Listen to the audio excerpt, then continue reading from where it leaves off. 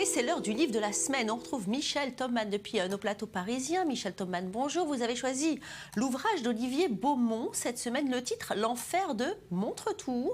C'est l'histoire de la famille Le Pen. Bonjour Valérie. Bonjour Olivier Beaumont. Bonjour. Vous êtes journaliste au Parisien, vous suivez depuis une dizaine d'années la droite et l'extrême droite, et vous venez de publier un bouquin qui s'appelle « L'enfer de Montretout ». Alors, je le montre, on voit en photo, en couverture, on voit Jean-Marie Le Pen en majesté entouré de son épouse, à l'époque son ex-épouse, et la mère de ses trois filles. Et alors, déjà, le titre, c'est un titre de roman. L'enfer de Montretout. Ça pourrait être un album de Tintin ou un roman d'Agatha Christie. Alors, pourquoi ce titre ?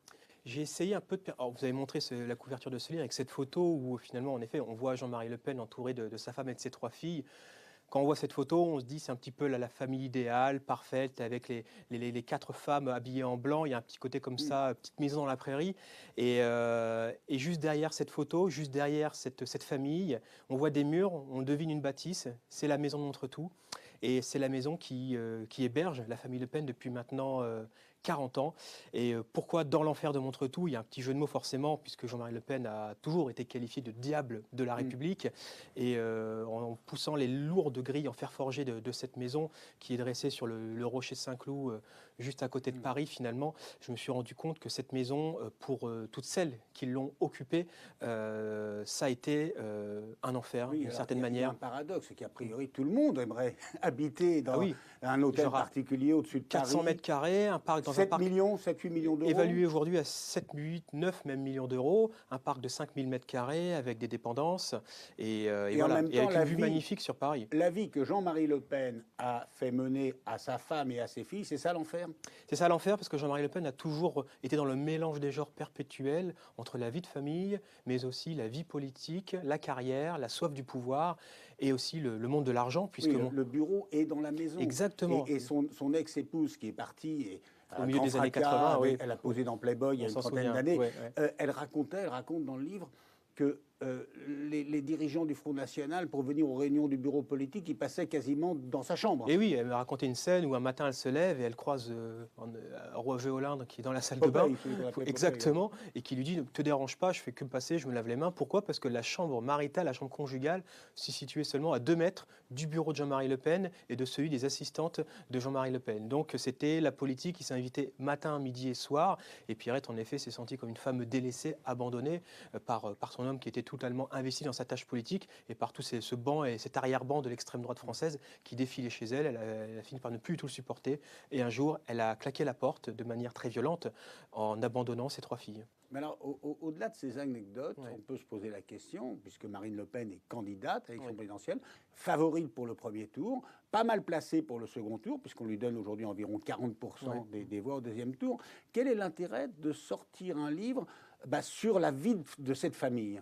Parce que pour moi, c'est ce que j'essaie de démontrer dans ce livre, et c'est ce que vraiment j'ai découvert, mais même conforté dans cette enquête, c'est que Montretout, c'est un personnage à part entière de l'histoire du Front National, mais je dirais même c'est un personnage de la famille Le Pen. C'est-à-dire que pour comprendre ce qu'est devenu Marine Le Pen, mais aussi Marion Maréchal Le Pen qui a grandi dans cette maison, et aussi l'histoire politique de Jean-Marie Le Pen, il faut forcément passer par la case Montretout. Ignorer Montretout, c'est ne pas comprendre le ressort psychologique de ses occupants et pourquoi aujourd'hui Marine Le Pen, elle est ce qu'elle est. Elle a été façonnée dans cet univers-là, elle a vu son père grandir, elle a vu la politique s'inviter dans cette maison, et Marine Le Pen, c'est quelqu'un aujourd'hui qui est normalement dans le culte du chef, dans la personnalification. Dans sa campagne, on le voit en permanence, comme le faisait d'ailleurs son père à son époque quand il était le président du Front National. Donc vraiment, je dirais presque qu'elle a tout appris depuis cette maison. Alors, c'est une histoire d'hommes, de femmes, puisqu'il n'a eu que des filles. Et une petite fille et une arrière-petite fille, puisque Marion Maréchal a une fille. Donc, c'est un gynécée. Il y a un aspect gynécée, exactement. C'est ce que j'explique dans ce livre. C'est que les femmes ont pris le pouvoir et jamais aucun gendre, aucun des époux des 3 filles Le Pen n'a réussi à s'installer vraiment le mieux. Celui qui a réussi le mieux à s'y installer, c'est Samuel Maréchal. Mais comment expliquer que ces femmes qui ont tant souffert, puisqu'elles le disent, avec un père qu'elles ont aimé, mais en même temps qui est très dur, comment expliquer qu'elles ont tant souffert de la politique et qu'elles continuent presque toutes? Il y a eu Marie-Caroline, il y a Marion, la petite fille, il y a Marine. elles font toutes de la politique. Et dans les pas de leur père, pourquoi elles n'ont pas rejeté aussi le Front National? Parce qu'il y a une vraie part d'atavisme dans cette famille. Quand on est Le Pen NAIT, on est Le Pen EST toute sa vie. Et j'en reviens à ce que je vous disais précédemment. Elles ont vraiment grandi en permanence dans la politique. Et surtout, elles ont vu ce que la politique... Elles ont souffert de ça. C'est vrai qu'elles le disent, vous l'expliquez, et je le raconte dans le livre. Mais elles ont souffert dans leur jeunesse de s'appeler Le Pen. C'est pas un nom facile à porter. Et aujourd'hui, elles se sentent un peu investies d'une opération, un devoir de réhabilitation qui était d'abord un devoir de réhabilitation vis-à-vis de leur père, qui s'est transformé par la suite en un devoir d'habilitation ou de réhabilitation d'une cause qui est aujourd'hui pour elle la cause nationale. Marine Le Pen se prend un peu pour Jeanne d'Arc, Marion aussi. Jeanne d'Arc, c'est le personnage du Front National. Et puis aussi, il y a une fatalité, parce que quand on s'appelle Le Pen, c'est très compliqué concrètement d'avoir une vie, de se faire embaucher dans les entreprises. Donc par défaut, il y en a plusieurs qui ont essayé. Hein. Yann est parti de Montretout, Marie-Claire est partie de Montretou. Elles ont essayé de faire carrière dans le privé. Elles n'ont jamais réussi parce qu'on leur a toujours ramené le nom Le Pen. Alors, dernier point qui est très intéressant pour expliquer les différences politiques. Marion, la petite fille, Marion Maréchal, n'a pas eu du tout la même éducation que Marine Le Pen, que les filles Le Pen ont été élevées un peu comme des bobos. Jean-Marie Le Pen, il vivait en bohème, je dirais pas en 68 art, mais c'est la fête permanente, c'est la grande fête liberté permanente, pour les exactement, filles. parce que Marine Le Pen, elle est née en 68 d'ailleurs, c'est pas Voilà. anodin. Et Marion Maréchal, c'est un autre profil. C'est vrai, parce que Jean-Marie Le Pen et son ex-épouse Pierrette, et en effet, ce sont des anarchistes de droite, en fait, très, très libertaires et très bohèmes. Finalement, les filles ont un peu grandi entre elles-mêmes, elles avaient leur propre chambre, et puis elles se géraient un petit peu elle-même. Donc Marine Le Pen, elle a vraiment grandi dans cet univers-là et elle a été à l'école publique pendant toute son enfance et son adolescence. Marion Le Pen, c'est différent. Déjà, elle a vraiment grandi depuis sa naissance jusqu'à ce qu'elle parte à 22-23 ans de sa maison à Montretout.